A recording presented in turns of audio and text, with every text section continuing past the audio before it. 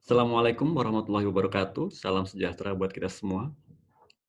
Pada kesempatan kali ini saya akan membawakan kuliah singkat tentang MRI jantung sebagai suatu modalitas yang aman dan terbukti.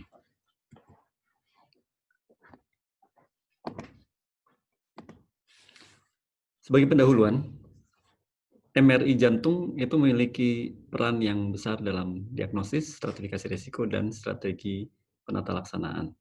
Tidak menggunakan radiasi, kemudian dapat memberikan evaluasi yang komplit tentang struktur, fungsi, perfusi, karakterisasi jaringan, dan viability dalam pemeriksaan yang berdurasi lebih kurang 45 menit. Dan penggunaan yang sering biasanya pada skenario pasien dengan sindrom koroner kronik untuk mengevaluasi iskemia dan viability.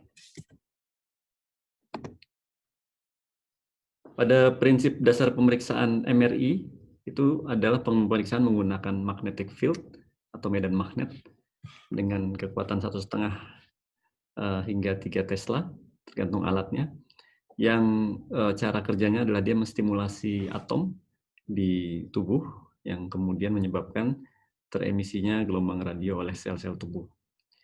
Kemudian emisi gelombang radio tersebut ditangkap oleh koil yang dipasang di badan, dan scan-nya ini dilakukan secara exaggerated sehingga diambil gambarnya tepat di saat yang diinginkan sesuai EKG-nya. Untuk kontras yang digunakan, menggunakan kontras gadolinium, di mana dengan kontras agent gadolinium ini, kontras ini akan menetap pada jaringan yang rusak, yaitu yang sudah tidak ada drainase, sehingga kontras itu tertinggal di situ. Di mana jaringan yang tidak ada drainasenya itulah jaringan-jaringan yang sudah tidak ada sel yang masih hidup. Dan kontras ini bersifat paramagnetik ya. Dia kontras yang bersifat ekstraseluler. Kemudian untuk safety ini penting sekali. Jadi sebelum kita mengirim pasien untuk MRI, pasien ini perlu kita tanyakan apakah ada logam di tubuhnya. Sementara untuk keamanan stent, baik dia koroner, endovaskular, atau peripheral stent, hampir semuanya atau bahkan semuanya safe ya. Untuk prosthetic valve, annulus ring dan sternal suture wires atau bekas operasi CABG itu safe atau aman untuk di MRI. ICD atau internal cardioverter defibrillator tidak safe. Sementara permanent pacemaker ada yang safe, ini harus ditanyakan kepada vendornya. Dan bahkan sebagian memiliki mode untuk MRI.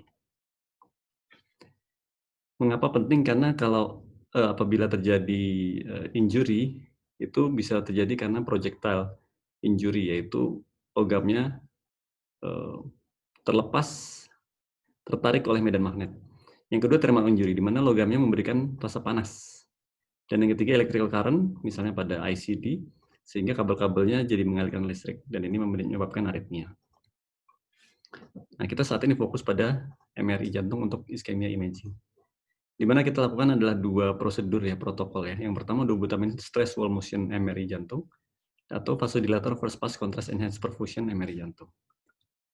Ini adalah protokol yang kami gunakan ya, di mana first pass perfusionnya dilakukan setelah stres dobutamin dosis 20 mikro selama 3 menit. Dengan yang 10 di sini kan 6 menit, itu artinya 10 3 menit, 23 menit. Nah, di sini perfusion kita nilai.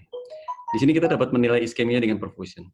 Apabila ingin dilanjutkan dengan lead wall motion, dosis harus dilanjutkan sampai 40 dengan target heart rate yang harus tercapai. Apabila tidak tercapai, digunakan atropin di dosis 40 dan disinilah dinilai wall motion.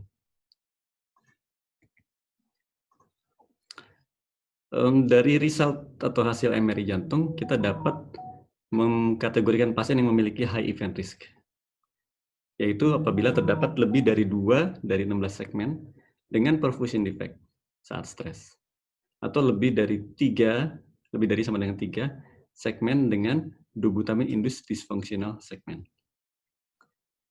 Untuk viability atau kemampuan recovery setelah revaskularisasi,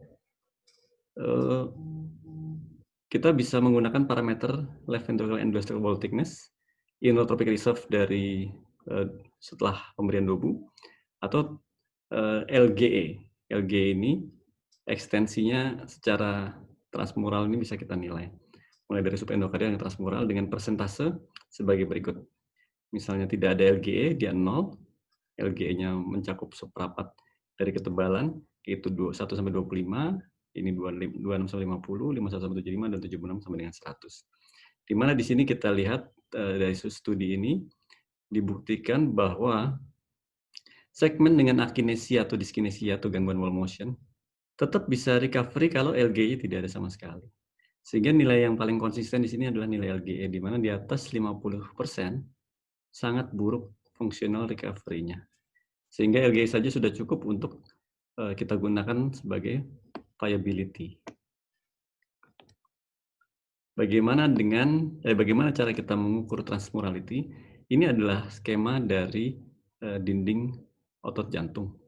Kita bayangkan ada 4 garis batas untuk MRI jantung, untuk dinding otot jantung ini, di mana setiap lapisnya itu 25%. Ya, kira-kira saja. Jadi kalau total transmural 100%, 3/4-nya 75, setengahnya 50, dan seperempatnya 25. Ini adalah satu contoh kasus di mana saat perfusion tampak ada perfusion defect, dan saat LGE tidak ada scar atau fibrosis. Sehingga di sini adalah kasusnya iskemia, di mana melibatkan 2 segmen, sehingga ini masuk kategori high event risk. Karena ini iskemia yang bukan infark. Ada kasus kedua, kita lihat di sini ada defek perfusi, namun disertai juga ada LGE. Jadi ini old infarct, tidak ada iskemia. Jadi tidak masuk high event risk. Ini ada infark, namun ada juga perfusion defect di pinggir sini. Jadi ini termasuk yang event risk juga, tapi mungkin yang tidak high ya. Dan sebagai kesimpulan, MRI jantung ini adalah suatu pemeriksaan yang safe ya, tidak mengandung radiasi dan menggunakan contrast agent yang ekstraselular, dan ini aman. Dan hasilnya bisa mendeteksi iskemia dan viability dan memprovide data yang penting untuk short and long term treatment strategy, di mana kita juga dapat memprediksi functional recovery setelah revaskularisasi.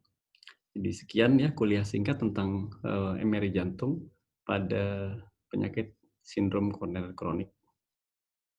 Sekian dari saya. Terima kasih. Wassalamualaikum warahmatullahi wabarakatuh.